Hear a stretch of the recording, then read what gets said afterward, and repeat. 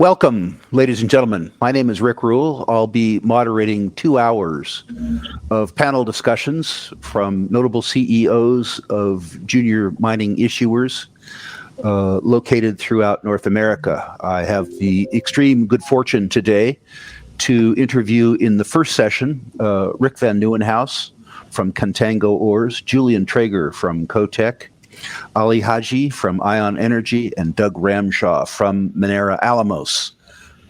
These are people with a wide range of experience, and we're going to talk to them in a very sort of varied sense about the opportunities and risks that they see in various aspects of the mining industry investments. So I'm going to cut right into it.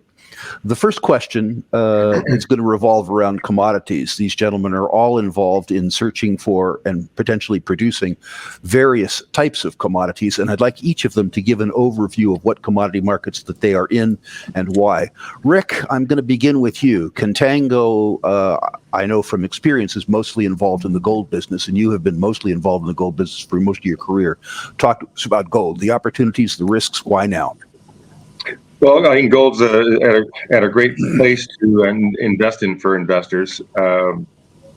We're still printing money. We just passed in the United States passed a $700 billion bill. Printing money is what results in inflation. The Fed's got so many levers it can pull, but it's not just about interest rates. And so I'm a gold bull. We are going to see inflation. I know we're going to talk about that, but I think the moment we're at right now, with the Fed already starting to moderate its language and the market wanting the Fed to moderate its language, I think gold's in a great place. It's going to take off to significantly higher levels. It's gone through a nice consolidation phase here between $1,700 and $1,800, and so I think we're just in a very good position to see the gold price move up. As not just the U.S., but the world still figures out how much money we actually need in the system. Julian, throughout your career, you've been involved in lots and lots and lots of different metals. You are basically now in the batteries metals business. Tell us why, and tell us what you see in that business. Seems like Julian's lost his connection. Let's move on. Ali, the same question for you. You've been involved in several commodities in your career. You're in lithium business now. Indeed. What do you see as the outlook for lithium? Why are you in the business? What risks do you see in lithium? We've been in the business for Ion in the last sort of 5 years, so 2017 when I co-founded the company. I think to echo what Rick was saying in terms of government expenditure and printing money, a lot of what we've seen throughout the pandemic has been governments printing money or incentivizing a clean, green energy revolution. And so lithium continues to be of demand. We see that there is a scarcity in terms of lithium supply, and being in the lithium business allows us to somewhat close that gap, but also being junior explorers in the proximity, or rather in the jurisdiction that has a close proximity to largest consumers, for us is a value proposition that we believe lithium can continue to play. Finally, Doug Ramshaw, Minera Alamos, precious metals business focused on gold. Tell us why you chose the gold business. Is it because you think gold's going to go up? Is it because it lowers your cost of capital to be in the gold business? Talk to us about gold and Minera Alamos. Yeah, I mean, to echo a lot of what Rick said, there are obvious points about gold. I think looking back to 2020, gold demonstrated that its exposure in your portfolio can stabilize a portfolio during very volatile times.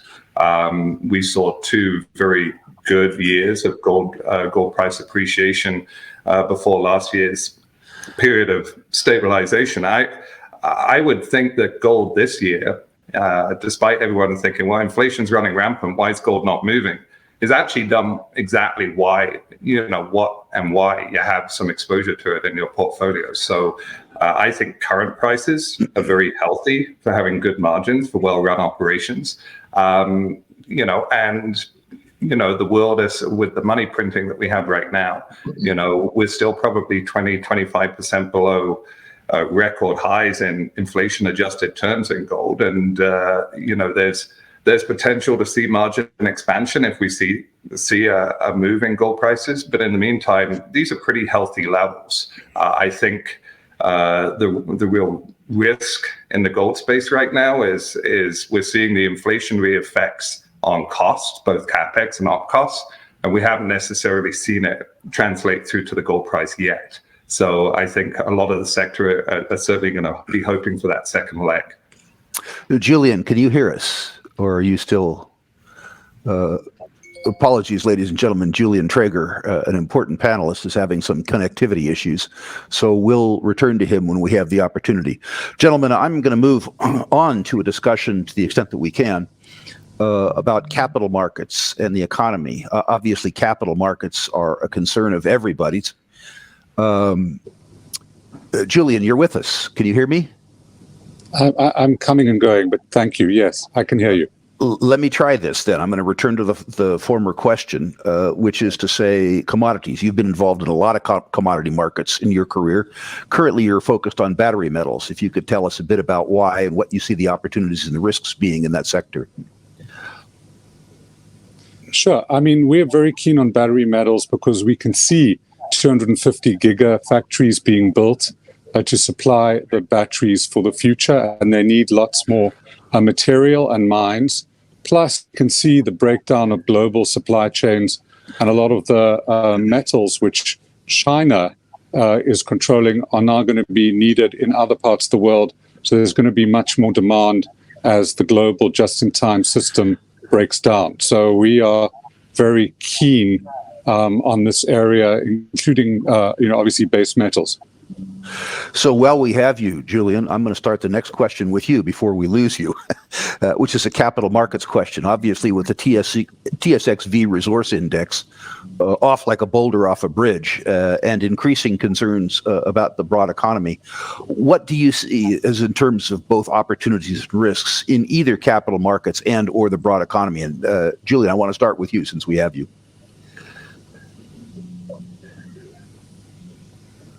Sounds like we don't have it. Well, I mean, we see this as we see this as a buying opportunity. We think that it's a good entry point because we've had a great reversal,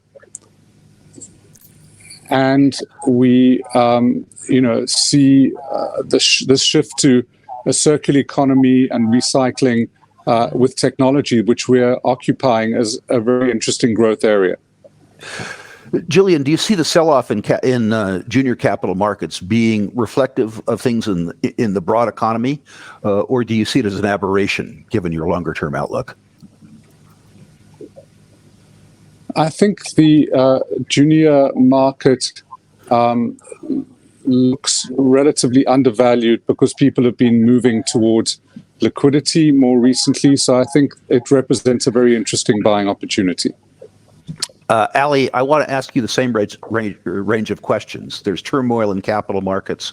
Some would suggest there's turmoil in the broad economy.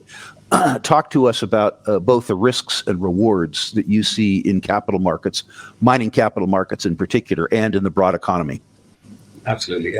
In terms of the risk that we see today, I think we've had a number of companies, irrespective of jurisdiction, as well as stage of either exploration, development, or ultimate production or production capacity, be overvalued to some degree.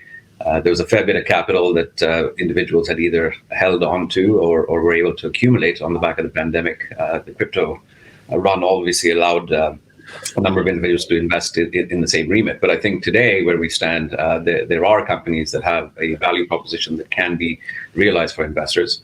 As far as the macro sort of industry or mining investment industry is concerned, I think we're seeing inflows of capital, and that's a good thing for all of us that are involved in the resource space. But beyond that, I think we just have to pay attention to finding fundamental value in organizations and management teams that are executing across their mandate. Do you think, Ali, you again, do you think that the turmoil that we're experiencing in junior capital markets is reflective of the broad economy, or do you think it's unfairly discounting, as an example, the chances of recession relative to impending supply side shortages? I would say it's across the board. So what we're seeing in terms of losses across the market or the capital markets has been agnostic. So we're not looking primarily at resources. We've seen some capital flow back into resource sector, but we're also seeing individuals, like we stated, looking for liquidity. And so a number of exits across the industry, across various different industries, has resulted in an ultimate decline in the capital markets as we see them today. Doug, I'm going to ask you the same round of questions. Capital markets opportunities, capital markets risk, the broad economy. Do you think that gold shares have been, as an example, unfairly punished? Do you think that companies that are on the exploration basis rather than large companies have been unfairly punished in the sell-off in tertiary markets? No, I don't think so, Rick. I think, we're almost 2 years into a decline. We probably saw, peak gold in, August, September in terms of margins, and it's been contraction of margins ever since. So it's not just juniors that are struggling right now with performance. I mean, we're seeing it amongst the major constituents of the GDX as well. So obviously, the biggest difference is when juniors are struggling, it can be harder to raise capital to execute on their plan. I think one of the biggest problems at the lower end of the market is we have too many companies. I've long lamented we have too little capital spread around too thinly, and then we wonder, why do we not get anything done?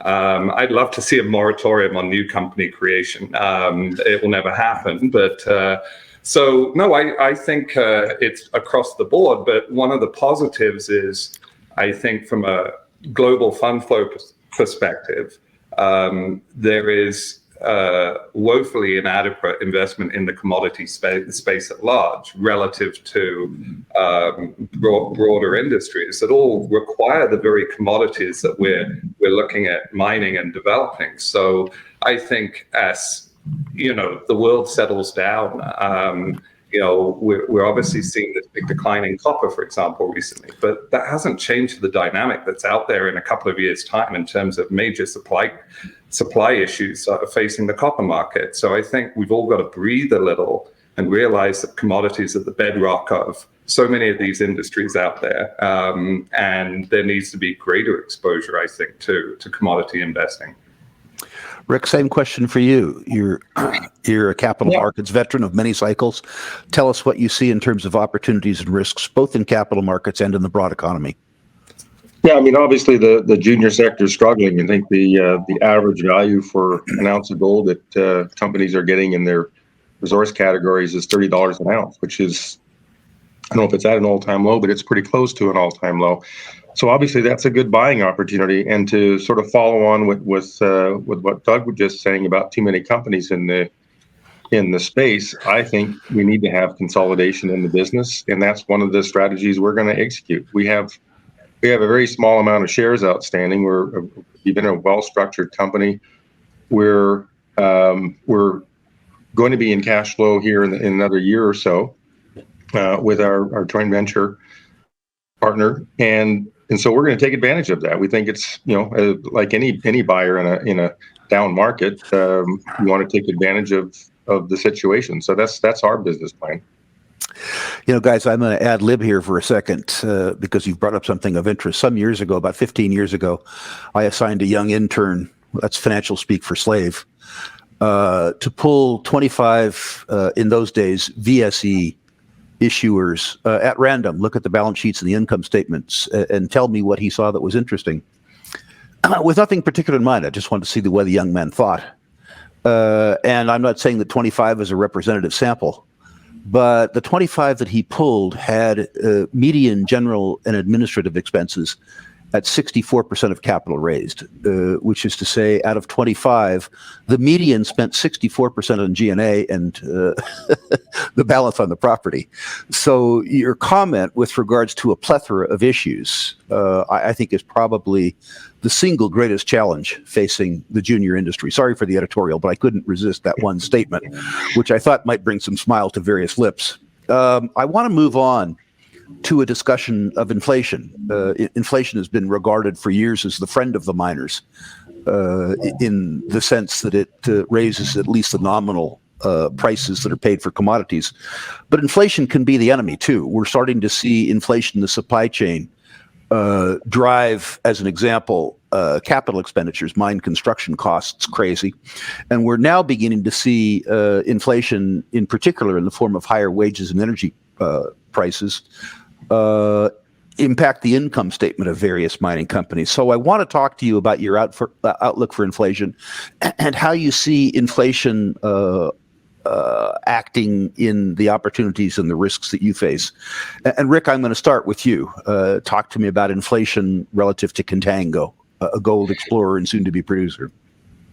Yeah, I mean, obviously, we just issued a feasibility study where our guidance had previously been a year plus, maybe a year, 2-year guidance was $130 million of capital to execute on our project. And it was low capital because we're not building a mill and a tailings facility. But we weren't really building a lot. But regardless, you still see the effects of inflation. Our capital number is now 180. And there's always been a little change in scope. We're going to buy a bunch of highway trucks rather than lease the highway trucks. So that's there's some extra capital for that. But apples to apples, we probably saw close to a 30% increase in capital over a year, 18-month sort of period. Right. So not like 10 years, but a modest amount of time. So that's real. And obviously Newmont and IAMGOLD and all the guys who've been updating their capital numbers, it's a real number. So it's not going away. It'll take time for it to go away. We may be in a stagflation period where it takes 10 years. We don't have a Paul Volcker in the Fed. So it might take longer. And then you combine that with what's going on in the transition to alternative energy or non-carbon based energy and transportation. That's just a big inflationary pressure that's going to be with us probably for the next 20, 30 years. It's not going to be short-lived. So yeah, inflation's here. It's real. I think we're the benefactor of, as a company, because we have a low amount of capital to raise. It's off of a much lower base. If we were building a mill at our own project and a tailings facility, our capital would probably be $600 or $700 million. So yeah, it's there. It's real.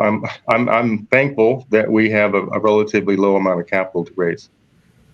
Julian, are you with us? Can you hear us? It appears not. So let's move on to Ali. I want to ask you the same question. The impact and perhaps the benefit of inflation with regards to both, you could do exploration expense too, exploration expense, development expense, and then finally operational expense. What do you see with inflation? How do you expect to benefit from it? What are the risks that you're dealing with? The risks that we see today obviously have to do with very much what Rick mentioned, which is your exploration costs tend to increase. Your cost on the ground as far as de-risking your projects tends to increase as well. We've actually scaled back on a number of travel activities because, let's be honest, looking at airfares around the world, you start to see increments that are really unaffordable. And we're moving back to this pre-pandemic model, which is Zoom related.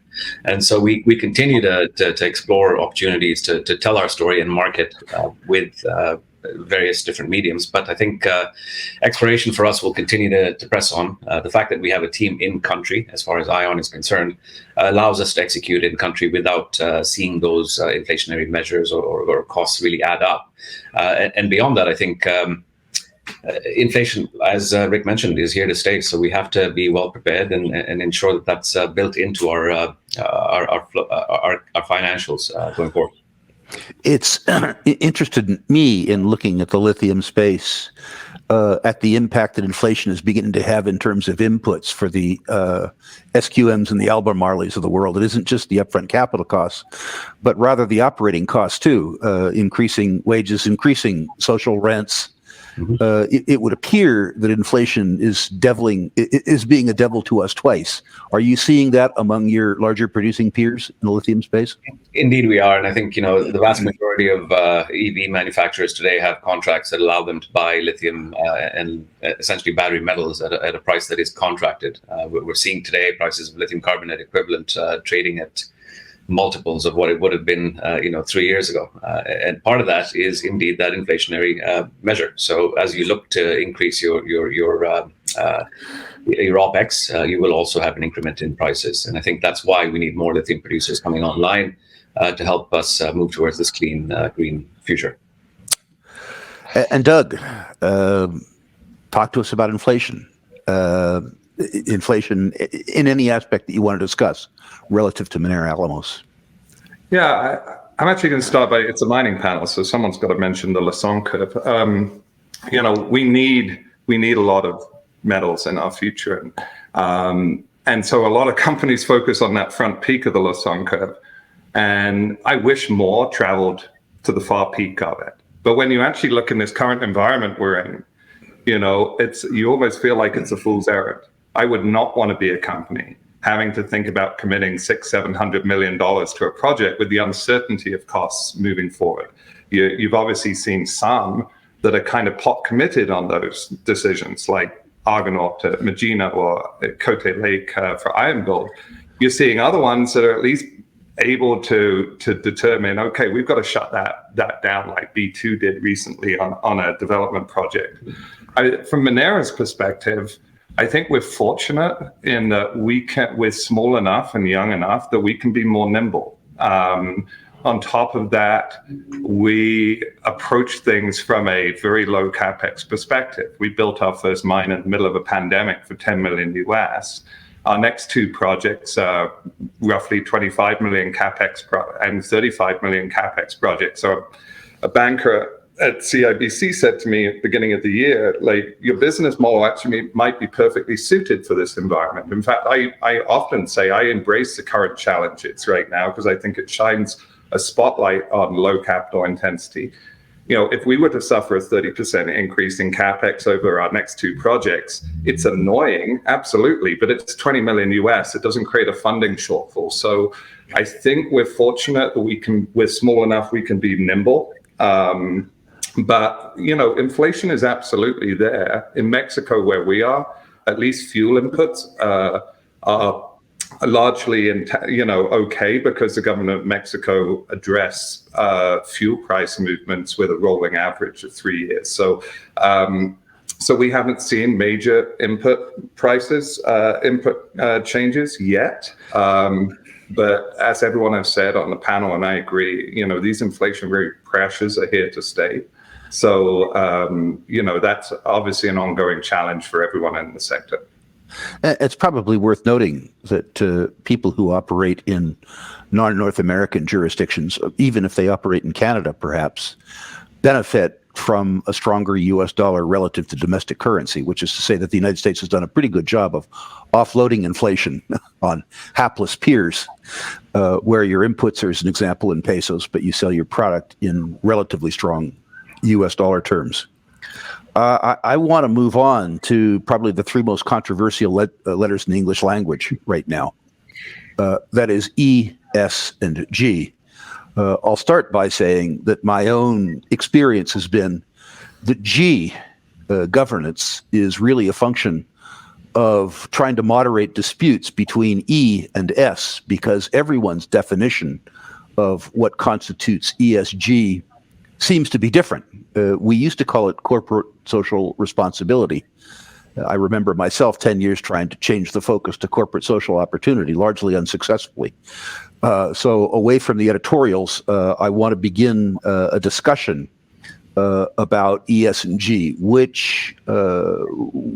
do you see the opportunities? Where do you see the risks? What special challenges and opportunities do you face? Rick, you've operated in Alaska successfully, I would say, in the context of ESG for a very long time. As an example, you're very close to indigenous and native communities in Alaska, which have a lot of power. So I want to lead the discussion of ESG with you, but you can take it anywhere you want. You don't need to confine yourself to the native corporations. Yeah, no, it's obviously very topical, as you say. I think you made the front cover of the Economist, so it's. I think it got ahead of itself, and I think there's been a lot of greenwashing that's gone on with the big corporations, and I think it's. I think that's going to come back to haunt some of these groups that have sort of really embraced it and try to adjust their businesses around it, because a lot of it is frankly a lot of greenwashing. We like to our view and I'm looking at this from an explorationist point of view. Obviously, that's what we do. We like to work on the ground with local communities, and we have the good fortune in Alaska of being well established here. I know we're going to talk about politics as well, but regardless of the fact of you're in the United States and it's a rule of law, if your local community doesn't like your project, you're screwed. So you got our motto is always meet early, meet often, be transparent, and listen. And I think those are again, I'm talking about from an explorationist and an exploration company, development stage company point of view, which is where that's what we do. We typically would bring in the big company to build the mine and execute the plan, which is what we've done with Donnan with Barrick, what I did with Trilogy in South 32, and effectively what we've done with Kinross, and which is just use their mill up the road, and so we don't have to build a mill and a tailings facility, and so our share of capital is $55 million rather than rather than a share of $600 or $700 million of capital. So, but that all doesn't go anywhere if my view of ESG, working with local communities, is off and going in a bad direction. So,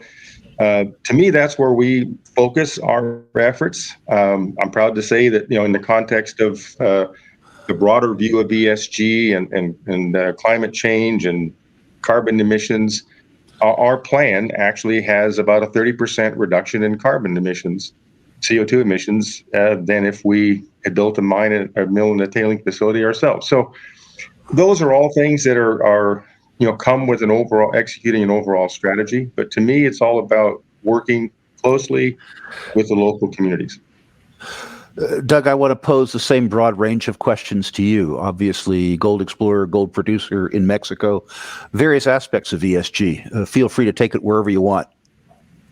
Yeah, I mean, it is important. One can't turn a blind eye to industry trends like that. It's also an additional cost burden, no doubt, which is going to be exacerbated in the current environment. I'm a big believer, at least on the environmental and social, that what's important is the people, your local stakeholders, how they view you. Mexico has a permitting environment where you're forced to start with social license. Now, you can lose that social license if you don't approach things on the ground properly, but you're forced to. We're in a world where it's all about ESG scorecards on websites and PowerPoint presentations to appease people, and you have to, because it can impact your cost of capital. But I still think the most important part of it is how you approach your stakeholders on the ground, how you are seen as a corporate citizen in a country.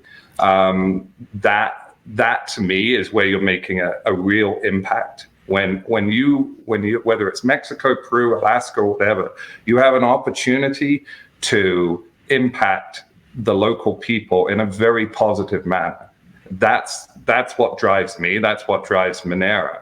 That's what we'll be proud of. The funny thing is we're going to go from 0 mines to 3 mines over the next 4 or 5 years.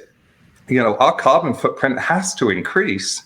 Our baseline was 0 mines. So, I think, we'll obviously do everything we can that's environmentally sensitive, to the locations we're working in and sensitive to the communities at large. But, I can't pull the wool over anyone's eyes and say we're going to be reducing our carbon emissions. The nice thing about open pit heap leach is it's not, a major energy intensive kind of operation. So, I'm open-minded to the fact that we have to embrace this ESG, world. But I tend to scorecard ourselves internally rather than project it as some great thing we're doing. It's that relationship with our local stakeholders, which is important to me. Finally, Ali, same question. So I would echo CSR being, around.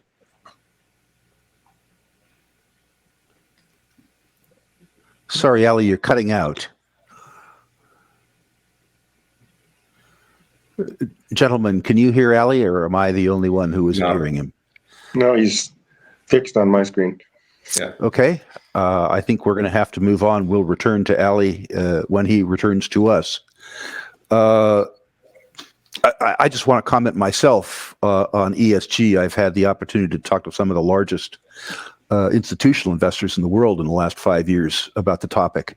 And I've asked them to consider things like, is the transfer of technical skills by a mining community to a local community a social good? Is the fact that 1.2 billion people on Earth don't have primary access to electricity, and another 2 billion people on Earth have access to only intermittent or unaffordable electricity, an S factor?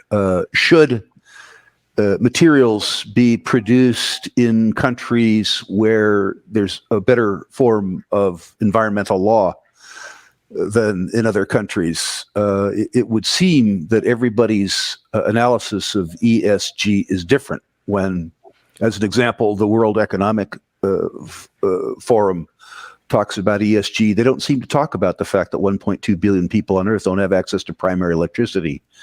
They don't seem to talk about the fact that 800 million people experience periods of time during the year when their aggregate calorie consumption is less than 1,000 calories per person per day. And my own 2 cents is that when we talk about ESG, we have to talk about ESG in its broadest possible perspective. Ali, you're back with us. I am, and I apologize. You were talking about power and access to power, and the have lots. I'm in downtown Toronto, just off of Adelaide.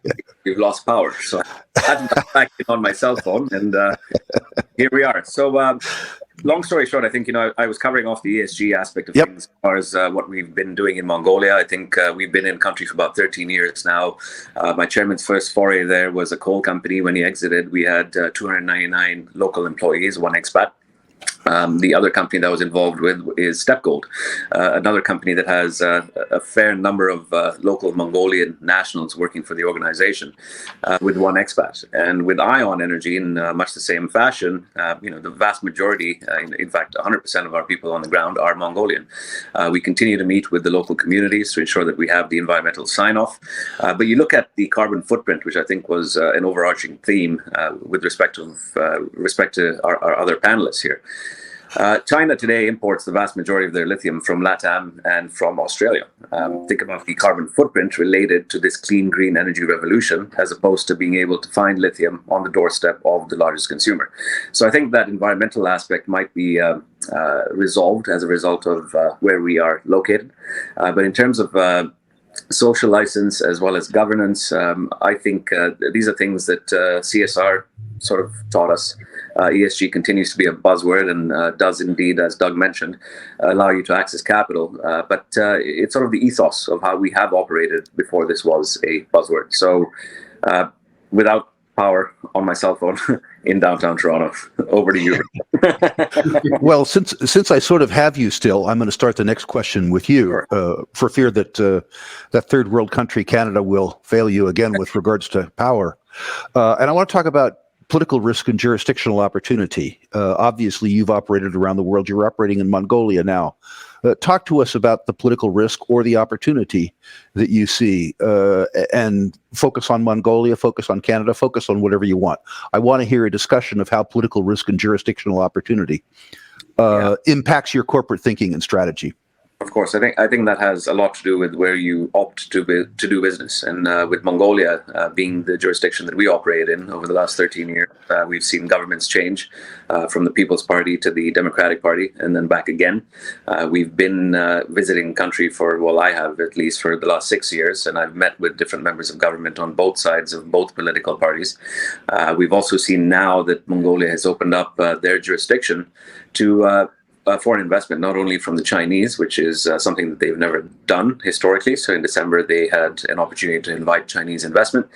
Zijin invested in Xanadu Mines, a copper explorer there. We know that Rio Tinto is almost doubling down on their investment for Oyu Tolgoi. So we see Mongolia as a jurisdiction that is opening up. Yes, there is risk, unlike every other jurisdiction on the planet. But I think Mongolia is well positioned now to bring in foreign investment, and they've sort of put their money or they're behind everything that they say they are promising to our foreign investors. So with Rio Tinto essentially putting $5 billion back into the economy, that speaks to us as a jurisdiction that would be quite profitable as we progress. So you've been there 13 years, but you live in Canada. In terms of, as an example, social rents, fiscal terms, fiscal stability, how would you compare Mongolia and Canada? I think Canada, from a permitting perspective, can be quite difficult to operate in. Mongolia, much the same, and I think environmental sign-offs that you are required to have as an operating company in Mongolia, you sometimes have to get approval every quarter. I think Canada is at the forefront of mining and has been, despite it being a third world country that doesn't have electricity in downtown Toronto currently. But I think Mongolia is a nation that we can draw parallels with respect to Canada, but I think Mongolia is a Buddhist nation that values their environment. So you do have to, in fact, get approvals from the necessary individuals to operate in country. And how about the difference in fiscal terms, taxation, resource rents, things like that? Taxation, I think, the good thing about Canada is the grants that you would receive should you have assets in Canada. And obviously we operate in Mongolia, and there have been a number of occasions in which I've been sort of approached by the innovation ministry here in Canada for grants. But of course we operate in Mongolia, and that's not something we can do. As far as the fiscal terms are concerned, taxation, look at gold. They're currently paying a premium to spot because they want to ensure that their currency, holds up well against the inflationary measures that are happening around the world, but also with respect to the grain prices. So I think taxation terms are quite favorable in Mongolia as far as operating. Doug, I want to move on to you. Political risk, jurisdictional opportunity. Yeah, I think the two biggest challenges facing our sector are water management and permitting risk. And so permitting speaks directly to the question. Where we are in Mexico, I guess when AMLO came into power right before COVID hit, it was the start of what seems to have been a trend in more left-leaning governments throughout South America now. And in that regard, I'd look at Africa. It's funny, we're not exposed to Africa. Sometimes I look at Africa and I go, when they resolve things, it's done with a coup, and it's like business continues. The spice must flow, to put my bit of a nerd hat on. But there's some disruption and things move forward again. And when you're dealing in Latin America and you're seeing a lot of these shifts to more left-leaning sides, you can be stuck with that political winds of change for 4 to 6 years. That being said, where we are in Mexico, nothing much has changed under the AMLO government. I think he's got about 2.5 years left, so maybe there's still a chance that things will change. But there's been, whether it be Orla or Silvercrest or ourselves, we've all built mines under the AMLO government. And in that regard, I think we're quite happy with where we are. One thing I'd say with regard to permitting and maybe making comparisons, say, between Canada and countries like Mexico that have a relatively short permitting window in comparison. When you're building your first mine, there's that old adage about being stuck in the orphan period of the development curve, and no one wants to touch you because it's all boring permitting news, construction, or whatever. to me, you only live that orphan period once. So you might as well live it in a country where it's actually pretty rapid to permit and get up and running. Any producer, and we're a producer, should be looking to de-risk by being a multi-asset producer, and further de-risk by being a multi-jurisdiction producer as well. Not getting crazy and being in 7 different countries at once, but you can approach a longer permitting environment somewhere else, because you're not really in the orphan period. It's just development at that point. It's just the future. So, to me, when I go back to those 2 biggest challenges facing our sector, I mean, permitting is good in Mexico. Water, more problematic, because we've been in 2 years of a La Nina event, which is, we've seen it obviously in Southern California and it extends into northern Mexico. Water is a challenge.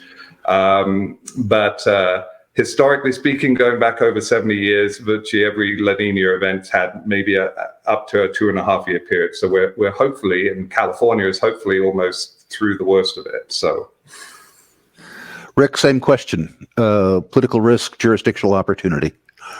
Yeah, I mean, we're in the U.S., so I think relatively low on the political risk scale. But I've worked all over the world, and I've enjoyed working all over the world as a younger geologist, but I'm an older geologist now, and I'm going to stick a little closer to home, and I'm also going to stick on the road system. So we found Donlin, and it's in the middle of nowhere, and it still struggles to get permitted, and I don't know how it's going to get financed. Maybe it will, but it's a great deposit. But so I'm sticking close to infrastructure. I like to work where I know how to work. We know how to work in the U.S. We know how to work in Canada. That's probably where we're going to stay. It's not without risk, but we understand the risk, I think, is the way I would frame it. And I also get back to sort of the ESG part of the discussion, where I think you can really improve your risk in terms of permitting and in terms of your social license by doing a good job with local communities and having local community supports, hearing their concerns, addressing their concerns. In our project, the mine at Manh Choh is not hardly at all, there's hardly any controversy about the mine site itself. The controversy was about trucking. And so we've addressed that by, these will be the safest trucks on the road. They're going to be fit for purpose trucks. So I think that's how you have to mitigate political risk, is understanding how there's going to be risk. Understanding how to execute was kind of where we want to focus. Any comment on the Biden administration's intercession with regards to trilogy on the road? Yeah, I mean, obviously unfortunate. I mean, I would have thought 7 years of permitting was sufficient, and literally hundreds of meetings with communities. It's a disappointment to see that basically everything that happened under the Trump administration undone. That doesn't sort of smell like rule of law, but we'll just deal with that separately. But I think it's important for the Ambler Road is that the permit wasn't revoked; it was just remanded. So right. That means more studies. Let's do some more studies. We haven't studied cultural impacts enough, and we haven't studied subsistence issues enough. So it's not dead. It's just going to take a little longer. Which obviously that's the MO of the anti-mining lobby is to death by 1,000 cuts. So yeah, disappointing, but it'll get done, and that's because of that there is a lot of local support for the project, and you don't hear about it because right. the anti-mining community tends to be much louder than the supporters. Finally, the one thing that none of us have talked about is the potential specter of recession. I think everybody sees on the supply side with regards to resources facing a supply cliff. What happens if we face a demand cliff? What are the probabilities very quickly that you all see with regards to recession? Is it part of your consideration, and if so, how? Doug, I'm going to start with you. Yeah, I mean, I think it's almost inevitable, and it's a question of how long it lasts. But I think right now heading into whatever this recession looks like, we were already dealing with a supply cliff. It's just, if it's delayed, to me, it doesn't matter too much, because most of these projects take 10, 15 years to develop anyway. I mean, so does it hurt us in the short term? I think we've obviously seen that on the base metal side, perhaps more so than the gold side right now. I think gold actually can benefit from what's ahead. Copper, lead, zinc, all these other commodities, the demand for those is going to be coming back. It's just deferred a little bit. So perhaps there's going to be shorter term pain in terms of, we saw almost $5 copper, and now we're at whatever it is, 360. I think gold's actually, against all the headwinds this year, gold has actually performed remarkably well, especially when you look at the strength of the US dollar. So from a gold perspective, I have less concerns. And honestly, if I was producing, looking at developing copper mines or the like, I would have less concerns either. We've underinvested in this space for so long that supply cliff is still there. It's just been delayed by a few years, is my feeling on it. For the record, I certainly agree with that, although I am nervous about the near term. By near term, I mean 3 to 4 year impact of a demand cliff too. Mm-hmm. Ali, I'd like to ask you the same question. What do you think the probability of a recession is, understanding that you have no crystal ball? And how does that impact your plans around the lithium market in your own company? I think recession, as Doug mentioned, is inevitable. It's something that's coming, but we've known through various cycles that when we do have a recession, governments tend to increase their expenditure. And that has translated during the pandemic in particular to the electrification of the world through their investment in clean, green energy technology. And so in terms of recession and government expenditure, I think we'll continue to see a move towards electrification. Oil and gas sort of taking a back seat relative to EVs. And as a result of recession and government expenditure, you can incentivize individuals to move over to electric vehicles through subsidies and what have you. So I think as far as lithium is concerned, I wouldn't call it recession-proof. Nothing is, because people will start to really watch their pocketbook. But ultimately, if governments start to increase expenditure to stimulate the economy and have one of those mandates being electrification, I think that bodes well for lithium going forward. Ali, do you think that a recession would impact government's ability to subsidize industries like lithium? And do you have any nervousness about the potential impact of recession on capital markets, capital availability, and hence your cost of capital?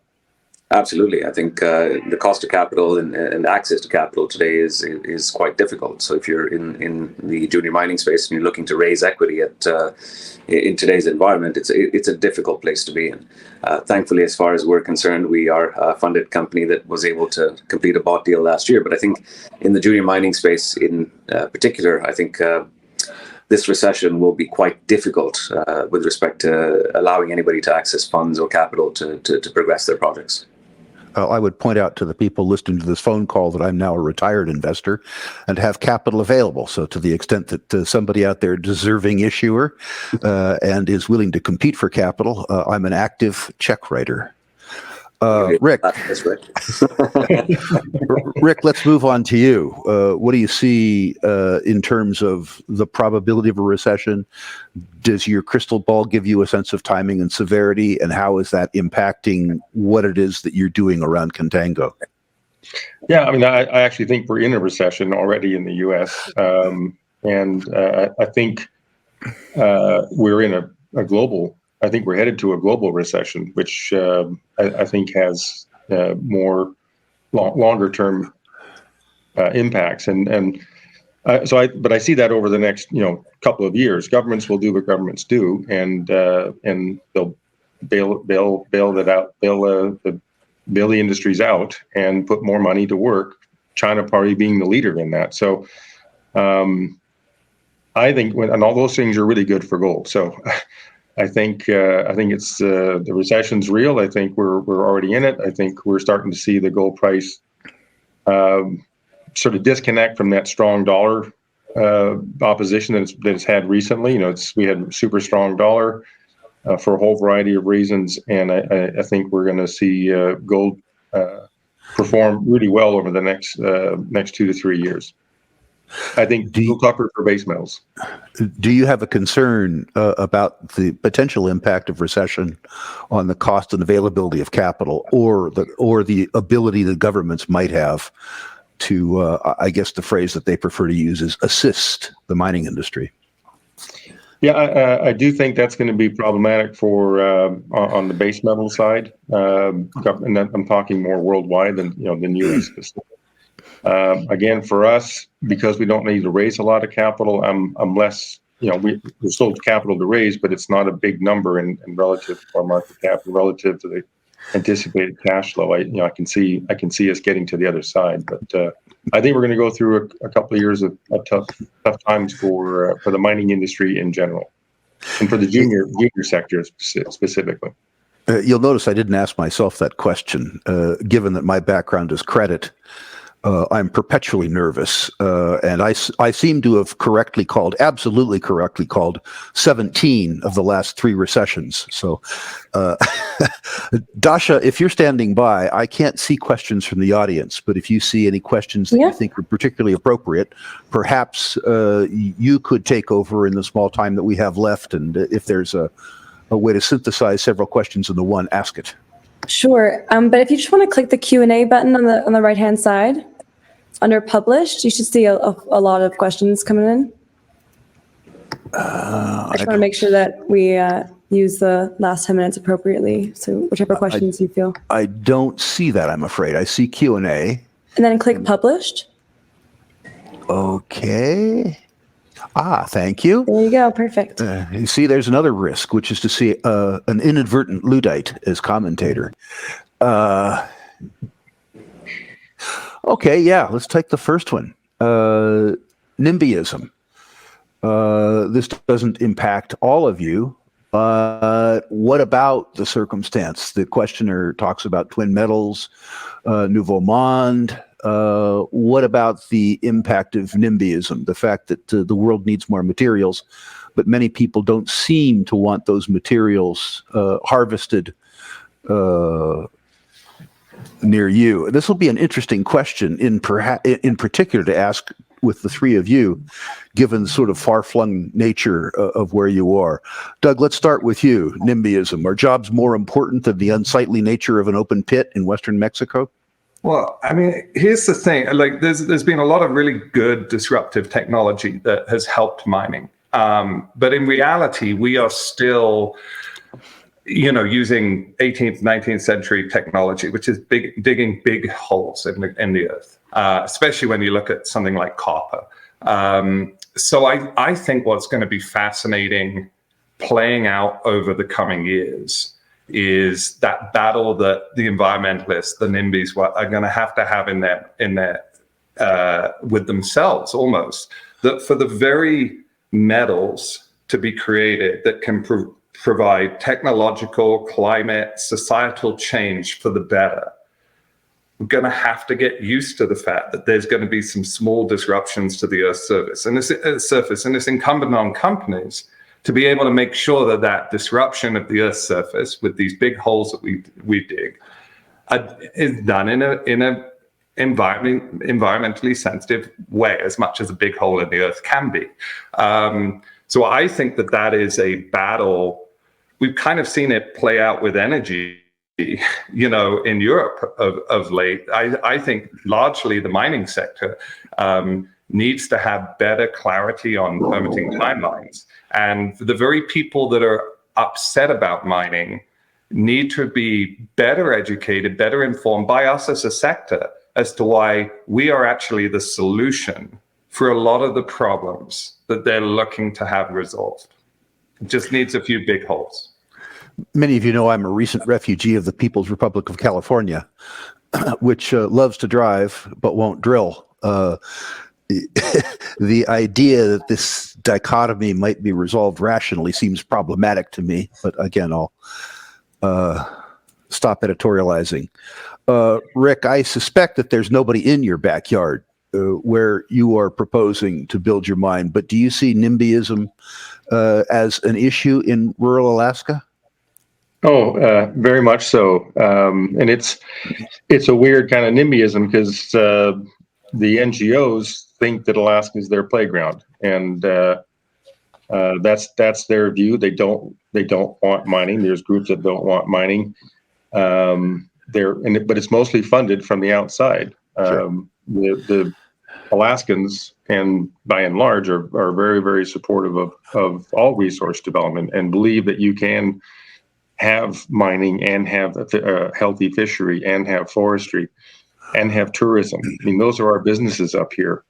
Alaskans believe that, and we do everything very well. We're one of the lowest carbon emissions oil and gas operators in the world. So we can do it. The education piece that Doug was talking about, that's a tough one. It's hard to educate people who want to remain ignorant, or just want to put a blind eye to it.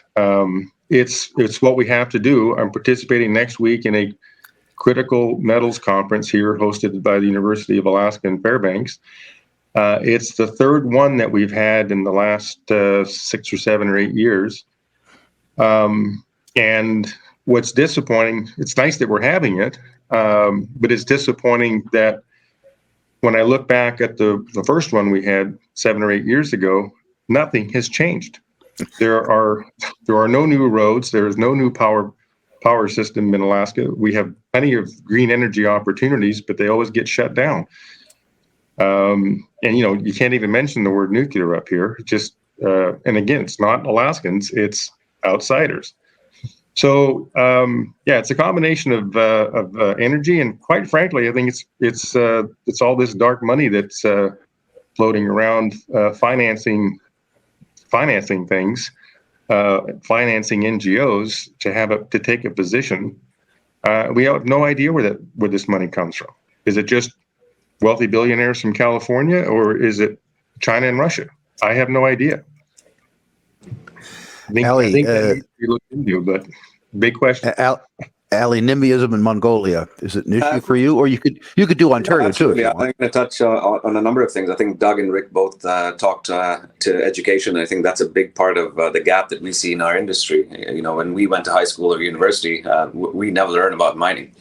Mining is an industry that we sort of fall into with respect to the potential for us to not only make capital, but perhaps we were geologists or what have you. But beyond that, I think the vast majority of individuals that work in mining never learned about it until they sort of happened to come across it as an industry. So that's the education front. Beyond that, I think NIMBYism, you look at Yadar in Serbia, that was a lithium project that would have gone online, that would have helped to bring supply online in Europe, that would have helped Norvolt and a number of other companies have access to lithium. But people didn't want that environmental footprint. Where we stand in Mongolia being a very nomadic nation, where individuals essentially move their livestock from location to location, feeding them or getting access to water, evaporation ponds would not be feasible. And I've said that from the onset. I think evaporation ponds are very environmentally damaging. It's not something that we would want to do as a company.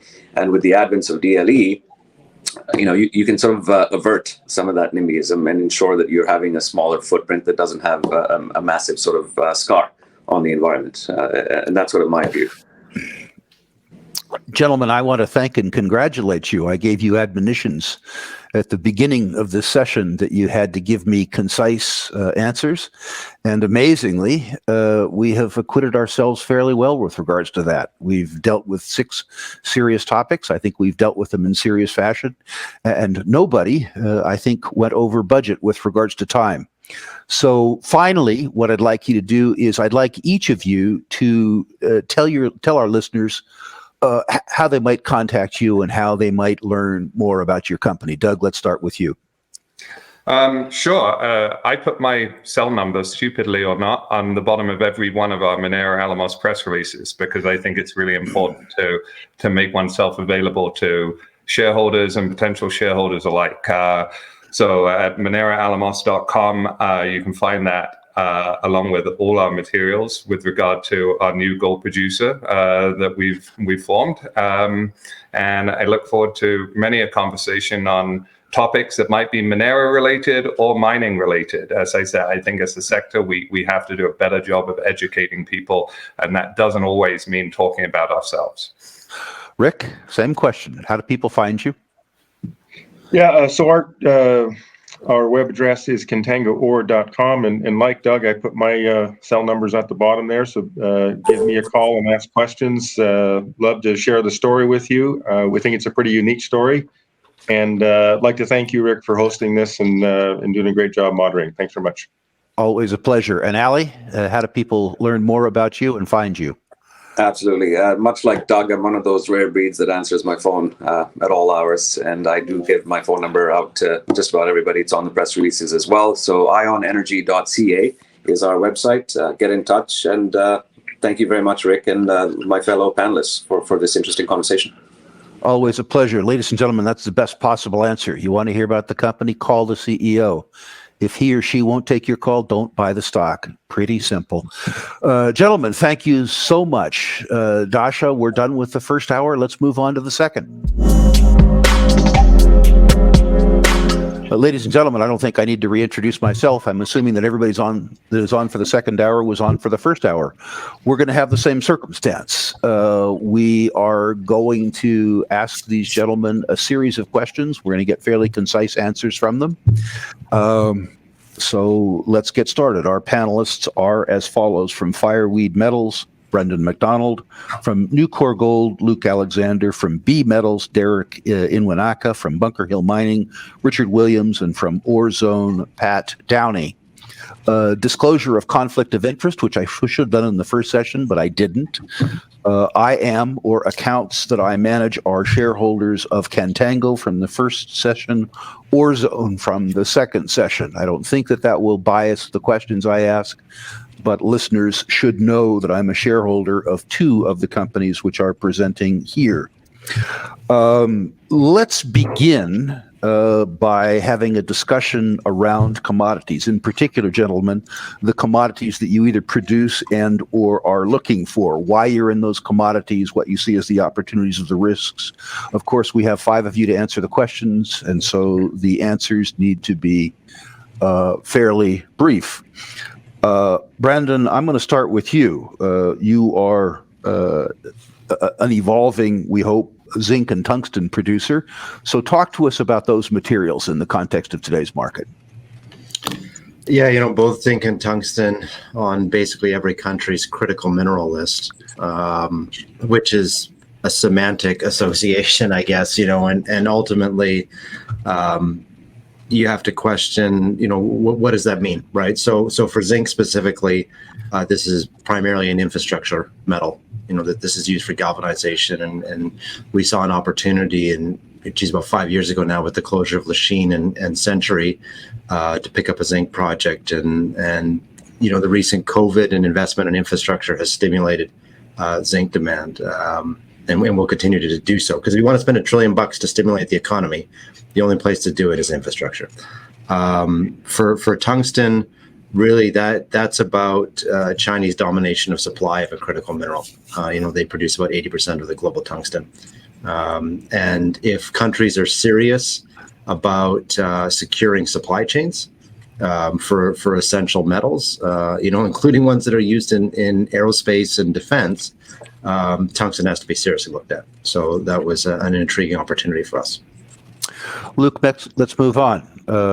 Talk to us about what you see in gold markets. What makes you nervous? What makes you happy? Talk to us about gold.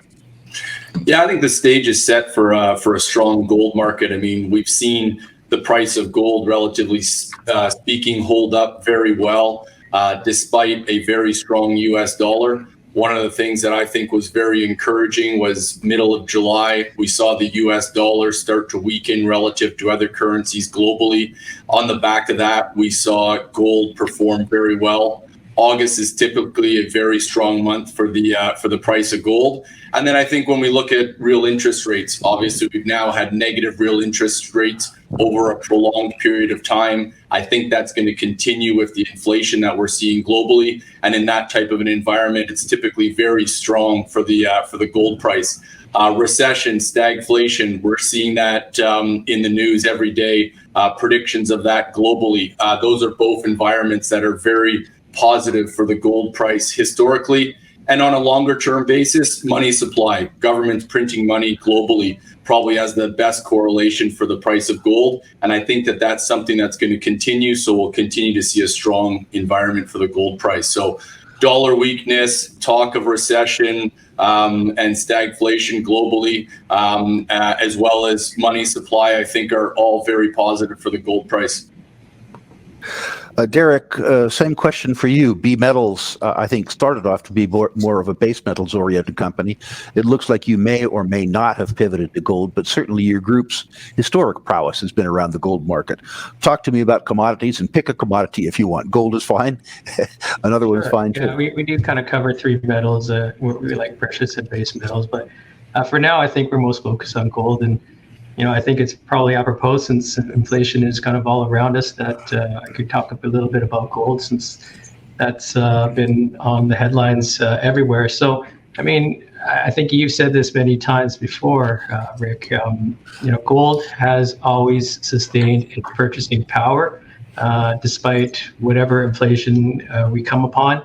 And so it's something that's going to be around for a long time. And it obviously has been around for a long time, and it will continue to be, I think, a stable part of anybody's investment portfolio. It just has to be.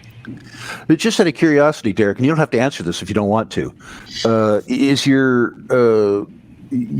pivot to gold more around the cost of capital? In other words, is it cheaper to raise money to explore for gold, or is it about the fact that in your own mind that the gold market is more ready to move than other markets? For us, it was probably more about opportunity. We had an opportunity to get into Japanese exploration of gold, and it was a pretty rare opportunity, as probably most of you know. There's not a lot of competition. There's not very many companies in Japan. So for us, our move towards gold, I think, was just a matter of opportunity. So commodity agnostic in this circumstance. It was property centered. Thank you. Richard, I want to move on. The Bunker Hill district traditionally has been a polymetallic district, but I would describe it more silver, lead, zinc. Talk about any of those commodities that you like, but humor me a little bit by talking about your outlook for the silver market. Thank you, Rick. Yeah, will do. As you know, Bunker Hill produced 165 million ounces of silver in its distinguished history before it shut down in 1980 for environmental reasons. And although we'll start the mine with a lot of zinc, we'll develop it over time, so we end up with a 50% zinc and 50% silver product. So on silver, as you know, silver's got this split personality where its price is really driven as a result of its monetary value, rather like gold as an asset class, either held directly or via ETFs. And it tends to benefit from an inflationary environment. So the same arguments that Luke presented for the future bull market in gold would apply to silver. But it also has this industrial dimension where 55% of silver is consumed for industrial uses, photovoltaic cells in particular for solar power. So while we have uncertainty in the economic world that provides a driver for future silver inflation, we also have a wish to invest in new power systems that also drive silver demand. So those watching anywhere in the silver space, but Bunker as well, can see actually quite a bullish environment over both the short and the long term through the economic cycle for that metal. Rick? Patrick, same question to you. You have a broad history in mining, although you seem to have gravitated to the gold industry in the last 2 decades. So talk to us about the gold industry. Why are you there? Is it because it's easier to access capital around gold and other commodities, or is it because of some fundamental belief in the gold itself? Well, people have answered a bit of this, but yes, first of all, Rick, absolutely, it's access to capital. I think that gold is something that you can sell right away. That's generally easier to develop in terms of capital cost per ton of development.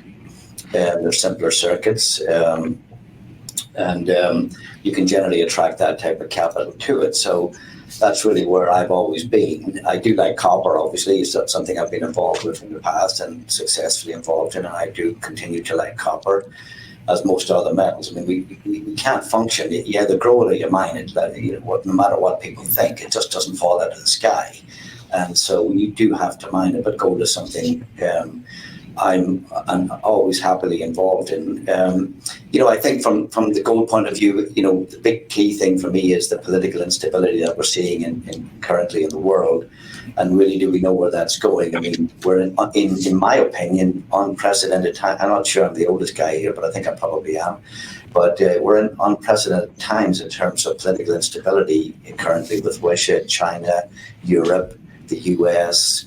We've got a leadership in the US. Nobody knows really where they're going or what they're going to spend or what they're going to do.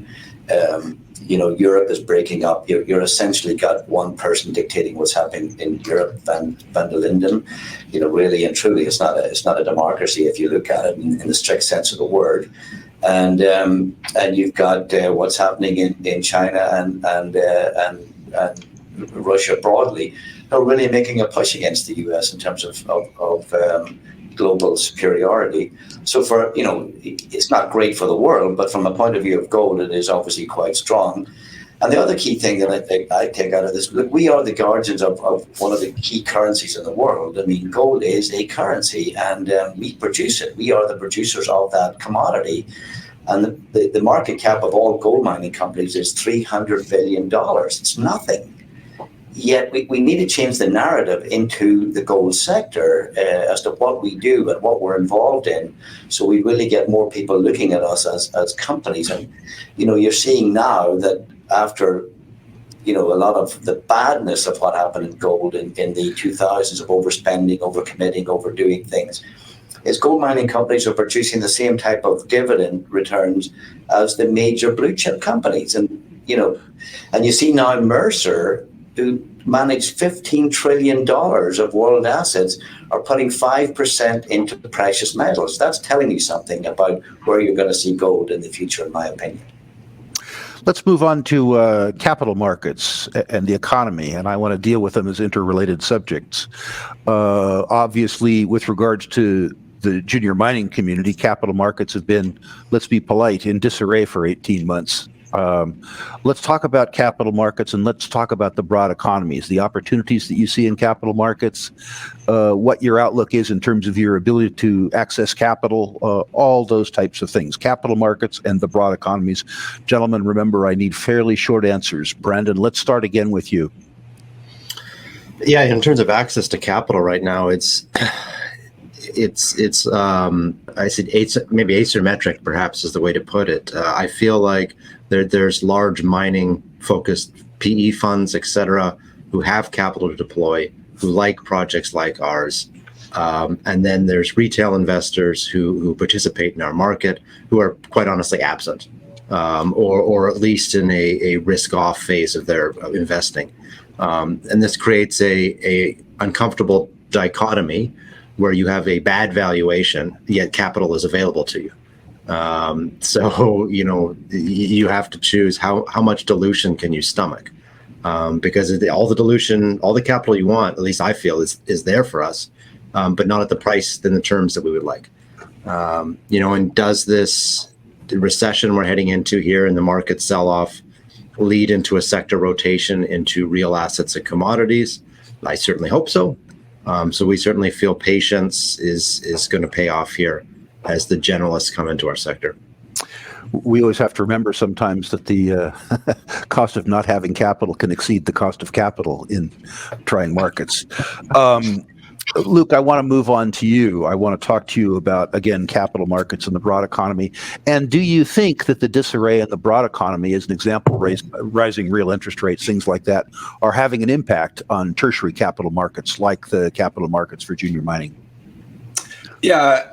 So, I mean, I think from an interest rate perspective, obviously, interest rates going up globally, there's been a huge rotation back into bonds and other interest-bearing assets. And I think, in that environment, inevitably, we've seen a significant sell-off in the broader equity market. And inevitably, small cap companies are typically going to bear the worst of any sell-off that we see in the market, especially if it's a liquidity-driven sell-off, which is, I think, what we've seen over the last 12 to 18 months. So in those types of sell-offs, the juniors are going to suffer the worst. For us specifically at Nucor Gold, one of the things that's very encouraging is we just closed the financing last month. It was a straight equity financing, no warrant, and projects that are world-class projects supported by deep-pocketed investors who see the long-term potential. There'll always be capital available for those companies. We currently have 40% institutional ownership, and those investors recognize the upside of our project and as a result invested in it. So I think good projects will always be able to raise capital, but without a doubt, the environment we've seen over the last 12 months is a very tough one and probably the worst one I've seen in my career. And I'd throw the question at you, Rick. Is it close to one of the worst you've seen in your career? Nowhere close. Nowhere close. If you go far enough back, if you really want to get sick, it can get much, much, much worse. Yeah. I'm not saying it's going to, by the way. I joked with the last panel that because I'm a credit guy, I'm always afraid, and I have absolutely correctly identified 17 of the last 3 recessions, so I don't listen to myself anymore with regards to things like that. Derek, your group has been involved in mining capital markets for a very long time, and it's worth pointing out that as one of the younger members of the group, you have still been involved in mining capital markets for a long time. So I want to talk to you about the same issue.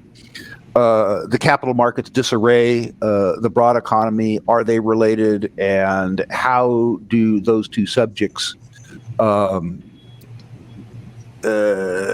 interfere or aid your thinking at B Metals? Well, I guess similar to the last panel, I think Doug mentioned that he didn't want to see more juniors come into the market. And so, I mean, with the, I guess, recession or vacuum of money or liquidity that's been sucked out of the market, in some respects, I think that's good. It probably will clear out some of the so-called riffraff out of the market. And it hopefully leaves some of the better companies remaining. And probably this panel is a good example because all these companies have been able to raise cash. We are also in that group in that we just got some cash from B2 Gold. So B2 Gold, since you like credit, they lent us $5 million US at 4.7% interest, and we have 3 years to pay that back. So that buys us a fair bit of time, basically, to continue with our drill programs. While our stock price isn't great at the moment, we didn't have to go into the equity markets to raise that cash. So we're pretty fortunate in that respect. And access to capital is probably the most important thing, as many people have mentioned in the exploration game. Do you have a sense in the next 12 to 18 months whether capital is going to be more or less available? In the next 12 months, it seems like it's going to get better. Yeah. I mean, yeah, as bad as it is, it feels like it could get a little bit worse. It doesn't feel quite as painful as 2015 anyways, so I think that we probably still got a little bit of room, not to say that it's going to get a lot worse, but yeah, I feel like it still has to get a little bit worse, and we haven't seen, at least I haven't seen a lot of capitulation yet, so I don't think we're quite there yet. But yeah, better things to come as well. By the way, if Clive wrote that loan to you at 4.5, you owe him lunch. You wouldn't have got 4.5 out of me over 5 years. I know you know that. You didn't approach me. Richard, let's move on to the same question to you. I want to talk about the disarray in capital markets and what some people at least suggest is a disarray in the broad economy, what relation they have with each other, and how do you see the next 12 to 18 months in terms of aftermarket and capital availability? Thanks, Rick. The capital markets have been exceedingly tight. And so for a project like ours, that we've had to reduce our capital intensity significantly. So we do a low capex restart and then unlock the future from cash flow. That's our answer. Where you can do that, lots of other people are doing it. Nick up in Alaska is a good example on the last panel.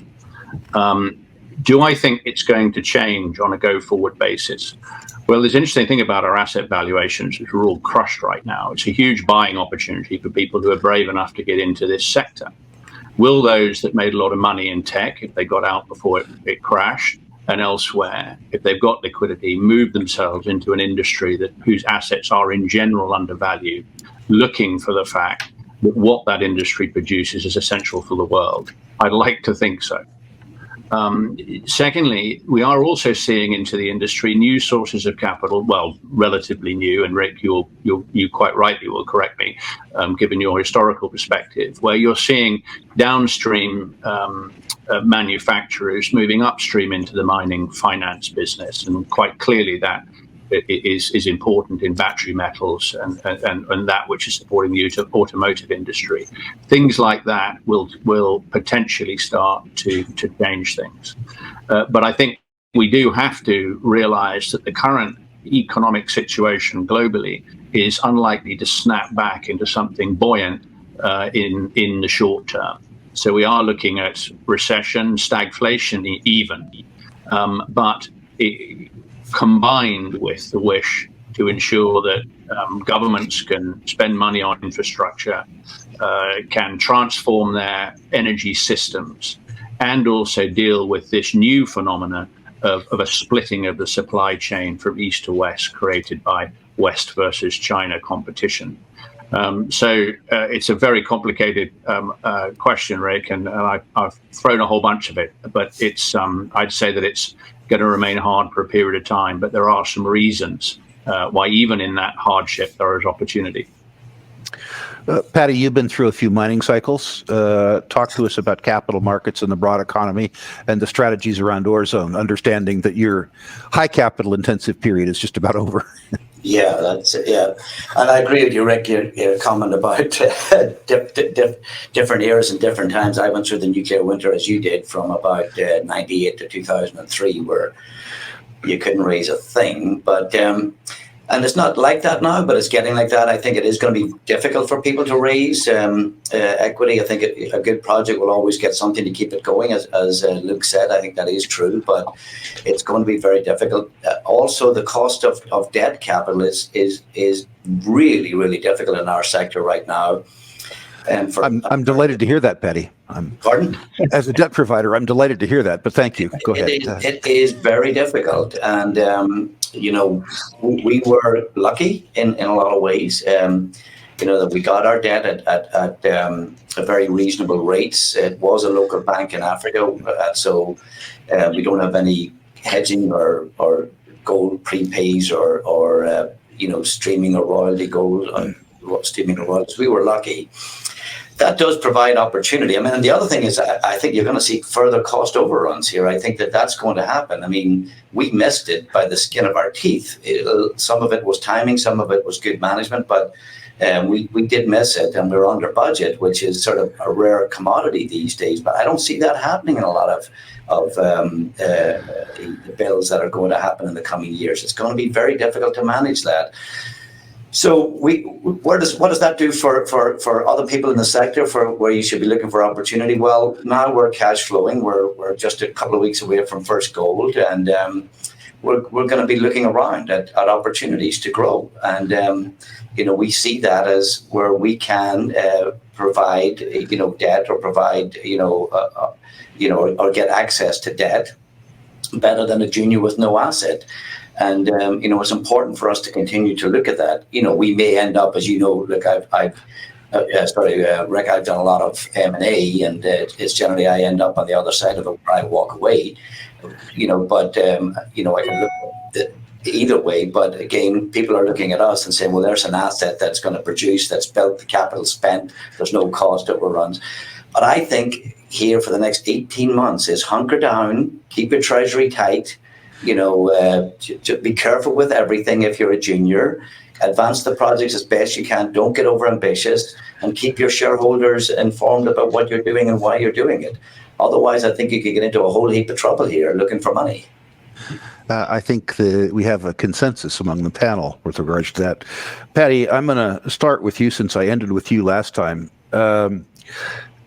Talk to us a little bit about the impact of inflation, both on CapEx and OpEx.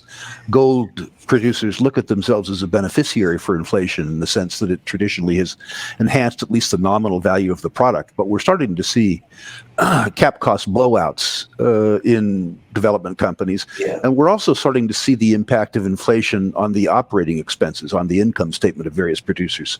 So, Patty, if you could talk a little bit about the impact of inflation. By the way, congratulations for on time, on budget.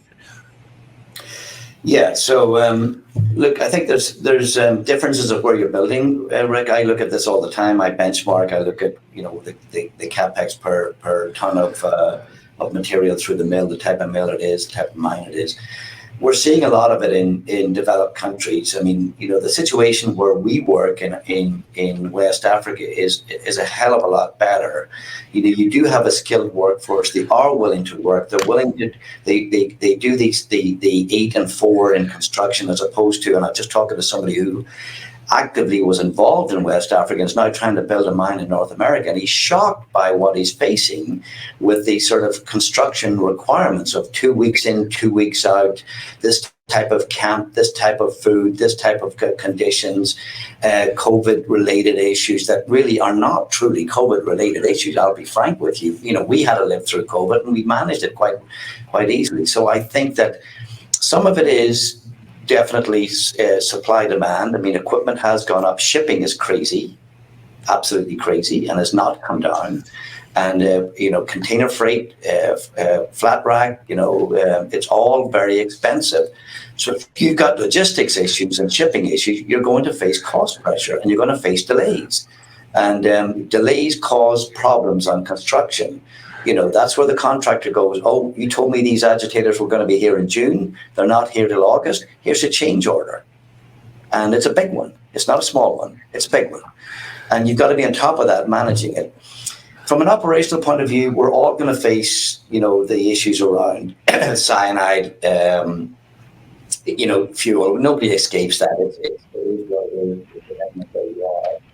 And what we're seeing, and I can tell you, I'm very happy where we are. And we look at the last quarter from people like Barrick, Newmont, Kinross, all of the best assets come together. They are all in there. They're all the best, ASICs of their groups. And the reason is, a lot of it is due down to a skilled labor force that are again not demanding, double-digit pay raises, are not demanding various work conditions, et cetera. But we are going to face them. It's going to be tough. The issue is we know what the price of gold. Don't know what the price of gold is. We have to look at what the input costs are and how we control those. And you got to have a team of people that are on top of that are looking at it all the time. Richard, same question for you. Inflation, impact on CapEx, impact on OpEx. Thanks, Rick. We'll be in production in the second half of next year. And what's allowing us to keep control of our CapEx and OpEx thereafter is a number of legacy investments that we're leveraging off. One of which, interestingly, benefits you, I think, Rick, because the power in the Pacific Northwest that we get for 6.5 cents per kilowatt hour was a result of US government investment in the 1930s. That helps us, along with other parts of a mine that ran for 100 years with existing infrastructure, and then leveraging off other companies' closure sites. So buying Teck's Pend Oreille mill and being able to move that using local contractors, again, on time, under budget. All of those things are nice pitches for our perspective. But when it comes into inflation, all of us are going to have to deal with exactly what Patrick said, is increased input prices, be they reagent, cost of steel, and labor. And we're going to have to ensure that we're able to absorb that at a time generally as a sector where grades have been falling over the last 40 years. Patrick's right to sort of alert all investors to the fact that this is where you've really got to look into and see whether the structural cost bases of each of the potential investments you're making are robust in an inflationary environment. So it's real, but each asset is different. And each management team is able to leverage the advantages differently. And I know that, Brandon, for instance, inherits roads that have been built for him that other projects don't have. And that's what we've been doing too. But Rick? Thank you. Derek, let's move on to you. At B, obviously your group has been a global operator. How are you seeing inflation? As an example, the median age of a mine worker worldwide seems to be approaching mine, which is to say senility or death. Are you beginning to see wage inflation for skilled labor? How do you see inflation in input costs like oil? Yeah, I like the point that Patrick made. In Africa, because we're diversified, we have projects in Zambia, and we haven't found any problems there getting skilled labor, and the costs haven't really risen too much. But in Japan, it is more difficult as a developed country. Getting skilled labor is more expensive. Certainly fuel, I think across the board anywhere, is more expensive. So yes, from that perspective, we are seeing costs elevating. We're also kind of looking for acquisitions at the moment, and how do you do forecasts on CapEx for almost anything these days when you actually can't really forecast what the costs are going to be next quarter, never mind next year. So that's making things more challenging, but that's okay. I mean, our group has a lot of experience doing this, and we can take those factors into consideration. Luke, same question. How does inflation, both in terms of CapEx and OpEx, affect your business and your plans for the intermediate term future? Yeah, so similar to Patrick, we're also in West Africa. We're in Ghana. In Ghana, there's a huge amount of skilled labor in country, which we're able to leverage off. The other big thing is, looking at the currency in Ghana, it's depreciated by about, a third relative to the US dollar. So a lot of those kind of inflationary pressures that we would have if, we were paying for all of our services in country with US dollars are partly offset, or actually in a number of cases completely offset, by the fact that the US dollar has performed so strongly relative to the local currency. So that's been a real benefit for us. But then also, Ghana, it acts as a hub for all of West Africa. So as a result, we've got lots of services in country, and it's a priority industry. So all of those things have really benefited us from an inflation perspective, or an offsetting of inflation. Do you think the talks between the Ghanaian government and the IMF are going to change that in the near term? I think they're positive talks that are happening at the moment, and there's a lot of support from that perspective. So we'll see how that inevitably evolves. And Brandon, same question for you. How does inflation and the specter of inflation in CapEx and OpEx impact your business and your plans?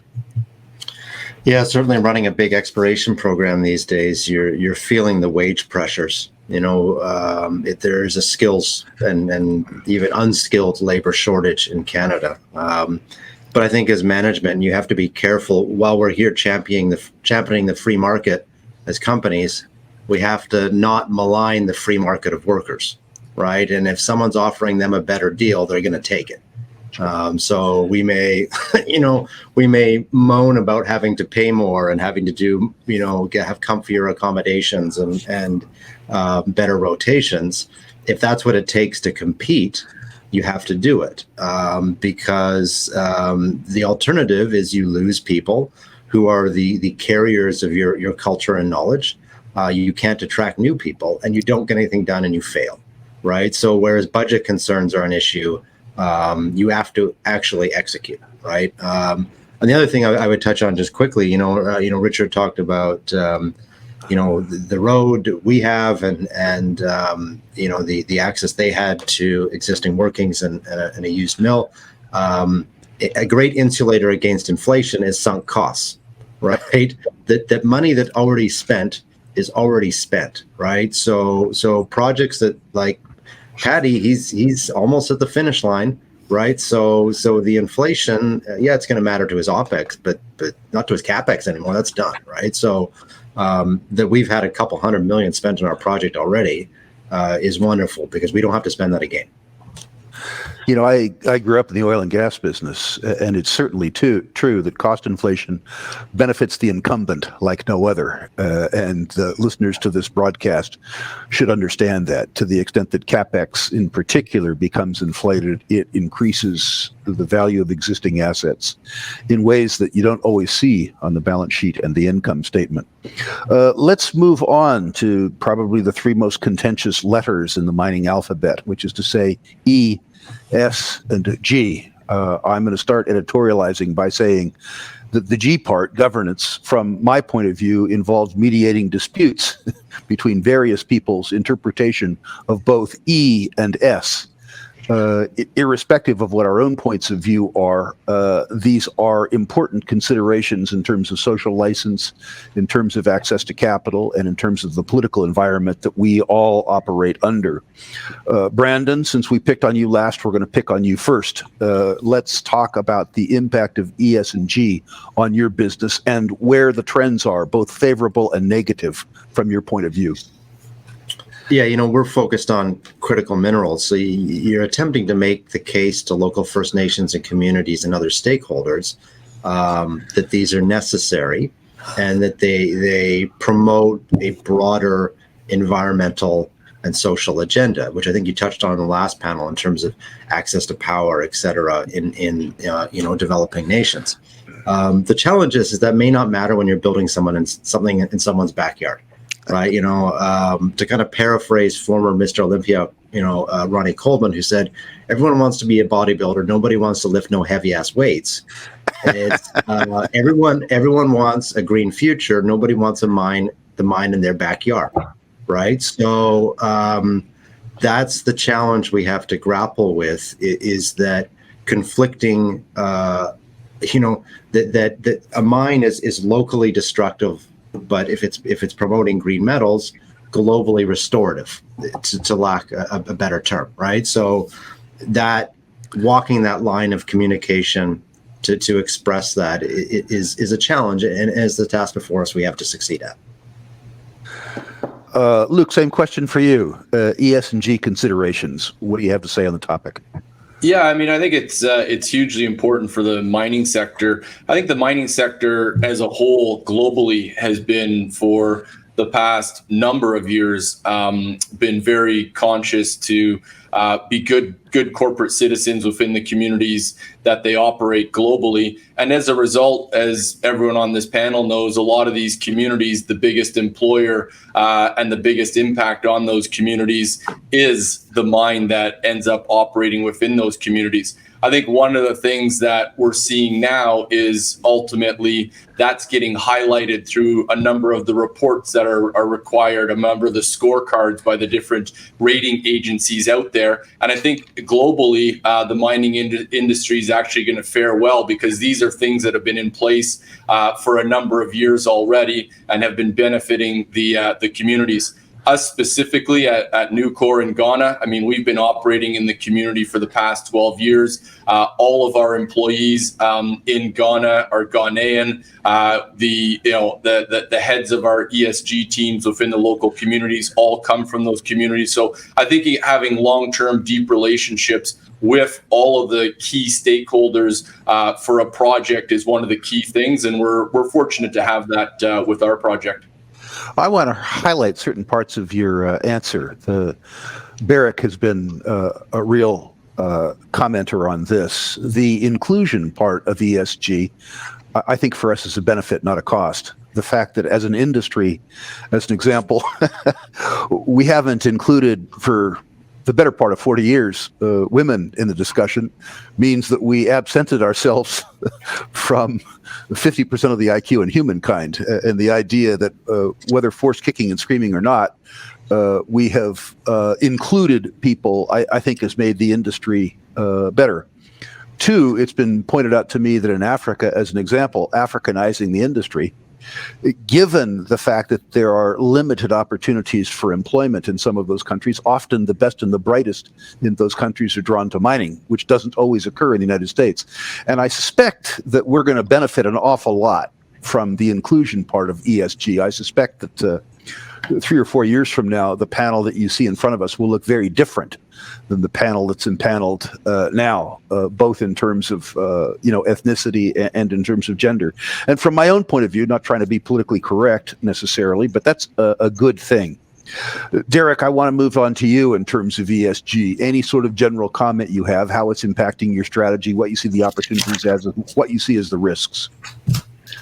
Well, in going to various conferences, say like the one-to-one conference that was recently down in Cape Town, I can feel it in that there are specific funds now that are geared towards ESG related mining companies and everything ESG related. So we're seeing that capital is focused on that topic. And for us, we have the benefit of working very closely with B2 Gold, which has all kinds of policies regarding ESG. So we can see this coming down the pipeline for everybody. And for us, really, we don't have a huge impact, I guess, on the environment because we're just an exploration company at the moment. Socially and governance-wise, I think we have some of the top people that are involved with their companies. So we do basically inherit a lot of those policies. But for us, really, it comes down to, I think, just humans, a basic respect for humans. And that kind of drives everything that we do here at B Metals. And so that will ultimately, I think, improve us on all three of those letters. Richard, same question for you, particularly in a legacy mining district. Thank you. ESG, or however you're going to define it, has been central to the business proposition. To actually be the first mine to restart in a US government Superfund site, which we'll achieve next year, has required us to put both the environment, the social, and the governance issues central to everything we do. But that doesn't make us unique in the mining industry. Most companies who are serious about developing their prospects do that too. But it has been that which has unlocked the value in Bunker Hill. So it's been central. Derek's point's interesting to me because one of the things that I found in the capital markets, go back to an earlier point, is no one lowers our cost of capital for doing ESG well. I'm not able to go and borrow money cheaper by having better ESG policies, or am I getting more access to impact funds? And again, it's maybe my experience, but one challenge I think for the capital markets is if you really are wanting to drive change, offering a different cost of capital or making funds available to the industry in this area would be a good thing to do. But Rick, I'm interested in your perspective on that too. Well, interestingly enough, and I don't want to get into this too much, but one institution that I'm involved with has been offered a lower cost of capital if we will cooperate with the lender in terms of an ESG scorecard. We've had some very interesting discussions with them about what ought to constitute ESG concerns. You heard in an earlier panel, I asked this particular institution if they considered the fact that 1.2 billion people on Earth had no access to electricity, whether or not that was a social concern, and to the extent that we expanded the availability of materials needed for the electrification of the world, whether we got points for that. So from my own point of view, what constitutes desirable characteristics with around E and S is all a subject of debate. Should more cobalt be produced in Canada as opposed to, say, Russia or artisanally in Congo? What are the E implications of jurisdiction? Those are all interesting things, but I do think that you will begin to see access to capital and perhaps even graduated commodity prices based on ESG concerns. Robert Friedland at my conference last week said that copper eventually will be priced on world markets, partially in association with where it was from and partially in association as a consequence of carbon inputs. Now, it might be that Robert said that because he's going to produce this with hydropower. Who knows? But I thought it was an interesting discussion that ES&G might ultimately impact commodity prices and will certainly, I think, impact over time both the cost and the availability of capital. Finally, Pat, any comments that you might have around ESG? Boy, Rick, I could go on for days on this, but please don't, because we have lots more to cover. I won't. Why use one word when 1,000 will do? Look, it's critically important, and thankfully the pressures and the on mining industry has resulted in a lot of great changes. And in regards to Richard's comment about capital, it actually was a factor. We have our biggest shareholder is a big private equity group, Resource Capital, and they were absolutely insistent on doing a detailed analysis on our ESG policies and everything that was going on the mine before they put the money in. And only then did they put it in. And then we had to have a monthly meeting right through construction into operations with an ESG committee on what we were doing and how we were meeting all of those criteria. So it was part of the cost of capital for us going forward. I benefited a lot. I mean, I think, look, first of all, I think something you said right at the start is critically important. Mining introduces infrastructure, healthcare, pensions, benefits, things that you don't see a Walmart springing up in Ouagadougou. It doesn't happen. It's not there. You don't see, electronics companies or whatever, or Bitcoin or what. It's not there. Mining is at the forefront. So we have a responsibility to bring things and raise that sort of level of local communities. I benefited from the previous group who were managing Orezone and what they had done, their experience in Africa. They started ESG and livelihood restoration right from the exploration stage. And we took those over and continued to build on them, and they've been highly successful. And if you want to have a successful mine in Africa, because I don't care where you are in Africa, there's somebody there. It's not like, other parts of the world. There's somebody there, and you're going to have to move them. You're going to have to change their livelihood, and you're going to have to benefit them. So you got to set it up, have the right team of people. Luke has said something earlier on, which again is very important, is the people who are driving ESG in our company are local Burkinabe and African people. I mean, they're not some person coming out of London or Washington or wherever. These people are driving it. They've got KPIs and benchmarks for it.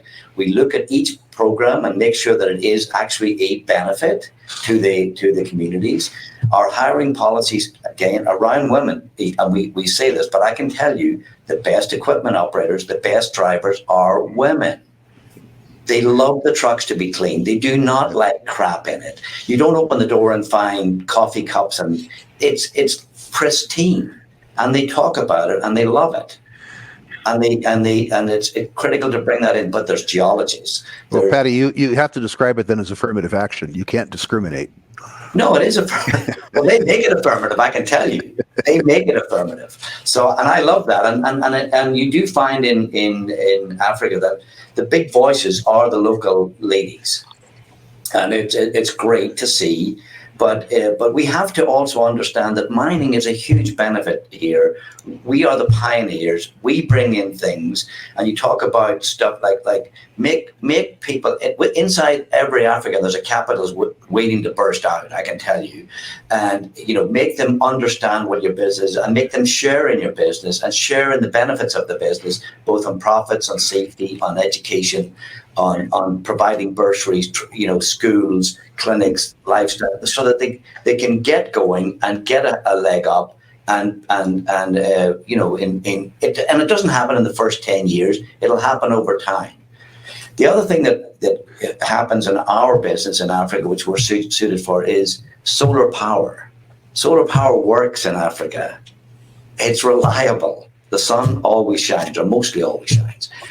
So we have, and I can see it now, B2, we model ourselves, by the way, Derek, on a lot of B2's ESG policies on what they're doing. I love what they're doing and how they've done it on mines and how they benefit local people and how they're bringing in solar power and things so that you're lowering your carbon footprint, you're using something that's useful, and you leave a legacy. That solar power, the water, everything, it remains after the mine is gone. Think about it later, beyond where the mine is. What can I do for these communities when this mine is done? That's going to be a benefit to everybody around the community. Gentlemen, we're going to move on to a related topic, but I want to talk about the juxtaposition between political risk and jurisdictional opportunity. Talk about both in the context of where you all are operating now. And Brandon, I'd like to begin with you. Jurisdictional risk, jurisdictional opportunity, political risk. Yeah, I think, the challenge in Yukon and Canada broadly is the rigor of permits. Now mining companies should not fear rigor in permits. We're thankful we don't have coups. We don't have things like that. But what we do have is lengthy permits that are very involved, right? So time is money, and permits are not a given, right? So that's one of the things that we have to manage and think progressively about is how do we get ahead of that, because there's no perfect jurisdiction, right? You could highlight a maybe Western Australia or Nevada or something like that as perhaps as close as you will get, but you ultimately need the deposit. The deposit is where it is, and you want to build it where it is because you can't move it. So you have to work within your own the vagaries of your jurisdiction. So we understand that there's a high bar where we are, right, and that we need to meet that high bar. So that's at least how we approach it. My memory of the Yukon has been that Indigenous people are an important political constituency there. Do you believe that having Indigenous people on side helps you politically, both in terms of the Yukon and perhaps more importantly federally? Undoubtedly, right? And the big question in Canada and Yukon specifically, and really, I think almost every nation in the world, is how are they each going to individually interpret and enforce UN Declaration of the Rights of Indigenous People and what free, prior, informed consent means, right? So this is not something that's been court tested adequately in Canada yet. So you're working within a bit of a gray area, right? And that's the challenge. Whatever the equilibrium was before, there was perhaps a bit of an uneasy truce in Canada, has now been changed with UNDRIP. But that's so you work within it. My own belief, based on 45 years of working with Indigenous people in the United States around the oil and gas business, has been that the first 10 years of community engagement are tough, and then they become your best allies. It's odd, but my own belief is that local regulation is better than national regulation, in the sense that, as an example, in Canada, something that worked well in New Brunswick might not work particularly well in the Yukon, and somehow Indigenous people understand that. Caucasian people are more challenged. I also want to say, before I move on personally, that with regards to me, political risk is odd. The most dangerous government for me is the one that's closest to me. I experienced my worst realized political risk in the People's Republic of California, where I'm a refugee from now. I was involved in the discovery of the Castle Mountain mine, unfortunately 7 miles on the wrong side of the California-Nevada border. And more recently, of course, I was a property owner in British Columbia after British Columbia introduced the fascist, racist, and xenophobic Foreign Property Tax Act. We have some odd belief ourselves that money stolen from us by Caucasian people, according to the rule of law, is somehow less gone, which is one of the things that I really want said around political risk. Miners, as you say, because we're fixed targets, are more subjected to political risk. After that editorial, Luke, perhaps you can talk about political risk. Yeah, so I mean, Ghana, it's a great place to operate. I mean, 200 million ounces historically discovered there. So obviously we're there because there's very large deposits in country. But what I always say is, listen, don't listen to me, the CEO of a single asset company in Ghana, but look at what the major companies are doing. You've got Newmont, who's obviously the largest gold producer on the planet, operating there. They're in the process of investing another $800 million into Ghana. That will take them from 14% of their global production to roughly 20% of their global production coming from Ghana. So I think that speaks for itself. I mean, we could all imagine the size of the team at Newmont who's analyzing and assessing political risk as well as security risks. And for them to allocate 1/5 of all their production to Ghana, I think speaks for itself. Very stable government, as well as the mining industry is very important for the country. As a result, I mean, you've got multiple mining universities.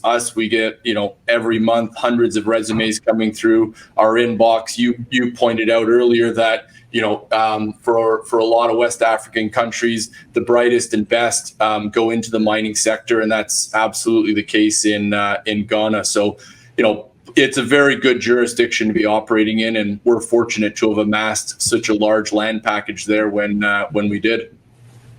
Derek, talk to me about political risk around B Metals and the broader B2 group. Sure. I mean, contrary, I guess, to our founding directors who have kind of forayed into perceived jurisdictionally risky countries. They went into Russia in the late 90s, went into Chile in the early 90s. South Africa, Nicaragua. So they've been in perceived jurisdictionally challenged places, and yet they've been extremely successful operating in those areas. So for us, we've taken that into consideration. But for B Metals, really, as a junior, we're operating in, I would say, much, I guess, more comfortable countries. So we're in Japan right now, where basically if you follow the law and you follow the rules, it's the most regimented country you'll probably find.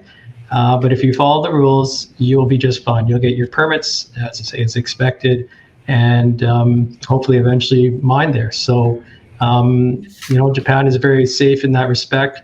Idaho is a little safe distance a little bit from California, so it's a very good jurisdiction for us to be in, for mining especially. And then Zambia. Zambia has counted on mining for so many years, and it is one of the oldest democratic countries in Africa. So we're very comfortable in all three jurisdictions. And Richard, political risk around Bunker Hill, and more broadly, if you care to comment. Yep, Idaho is a great place to do mining, and where our political risk existed, and we've got to be humble about the fact that it can emerge again, was related to the fact that we're starting a mine in an environmental cleanup site. So our partnership with the US Environmental Protection Agency and then the IDEQ has been absolutely critical. And Rick, you mentioned either in this or the last panel about allocation of capital, how much goes to G&A and so on. Let's be clear, at the very early part of this, when we were allocating net of costs money to geology or to water management, it was almost 50-50 in order to ensure that relationship got off on the right footing, and it did. On a broader sense, though, Rick, I think it's pretty interesting where we sit right now, about interesting and disturbing, depending which way you want to look at the world, that we've all benefited from the globalization of the metals supply chain and what it means to downstream consumption. And over the last 2 years, or maybe even it's only over the last year, we are actually seriously considering fracturing that supply chain. So we're going to potentially our governments are going to have to invest in infrastructure and capabilities that up to now they've been quite happy to have sitting in China. And specifically, I mean processing. Downstream smelting, where is that going to be done if it isn't going to be done in China? And I don't know the answer to all this, Rick, but when we're sitting and looking at geopolitical risk or political risk to our own asset, it's in that context I find myself scratching my head a little bit. And we'll see how it all plays out. Rick? Patty, you have 2 minutes to answer the same question. Well, yeah, thank you. Well, Brandon said something about rigor. Look, the difference for me is we have the same rigor. All of our rules and regulations in West Africa, French West Africa, were set up by the Canadian government, and we know exactly what the policies are. The issue is how quickly they get done. If you do exactly what you're supposed to do and you meet all of the criteria that's been set for you, you do get the permit and you get it, and nobody blocks it. And off you go doing, as long as you can find the capital, off you go and do what you're doing. Obviously, there's political risk, but in Africa, West Africa, I have never seen a mining operation stopped or taken over or lost in West Africa. I obviously sit in Burkina, and people think, "Oh my goodness, there's terrorism." Yes, there is, and there's issues around that. And obviously, we've got good security. We're in a great location. But we built a mine and operated it and brought in expats and equipment and people in and out, everything done during all of this, and nothing's happened. Richard might know where I come from because I think he's an ex-SAS guy. I come from a part of Ireland, South Armagh. I saw more happening in a weekend than I've ever seen in years in Burkina, and lived through it and never bothered me in the slightest, But you just deal with it. But political risk, some people just won't invest, and you can't force them to invest in it. You really have to look at it. I think Robert Friedland said it. He's in DRC. He's still selling copper in the international markets at a great price. I'm still selling gold at the same price as everybody else is. I just happen to be producing it at a lower price in a place that I could build it quicker and faster and better than anybody else. Gentlemen, finally, in the very little amount of time we have left, to the extent that the people who are watching this would like to get in touch with you and learn more, how do they do it? Pat, how do they find you? Easily found, orzoneobviously.com, and obviously my number's available to pretty much everybody. I get called all the time. As you said, Rick, the CEO should be answering the phone. Absolutely, the CEO should be answering the phone to anybody, no matter whether it's RCF or somebody holding 20 shares. They want to know about it, call up, and sometimes I'll direct them to other people with a better answer, but it's always important to be there, and I think we all are these days. Luke, same question. How do people find out more? How do they find you? Yeah, newcoregold.com. All of our contact information's on there. I'd also highlight we're very active on social media, so Twitter, LinkedIn, Facebook, all of those different social media platforms. Always keen to engage with people. So newcoregold.com or any of those social media platforms. Derek?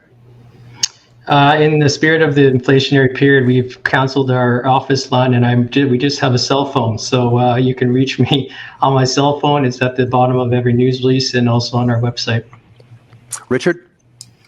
Same as the other guys, Rick, via the website, social media, and telephone number at the bottom of press releases and on the website. Brandon? Yeah, broken record perhaps, fireweedmetals.com, info at Fireweed Metals, or Brandon at Fireweed Metals, at Yukon Brandon on Twitter if you want to talk about the project or argue about politics. Anything goes. Rick, how about you? Thought you'd never ask, Rick. Anybody who wants to reach me can go to Rule Investment Media as an added inducement. If you enter your natural resource stock portfolio, I will personally rank them. ruleinvestmentmedia.com, ranking 1 to 10, 1 being best, 10 being worst. Comments on individual issues where I think my comments might have value. Gentlemen, thank you so much for participating. We finished, like Patrick did, on time, on budget. Thank you all. Dasha, back to you. Yeah, thank you so much, Rick, for taking us through the past 2 hours. And thank you for everyone who joined in today and asked questions. And of course, thank you to the panelists. And have a great rest of your day.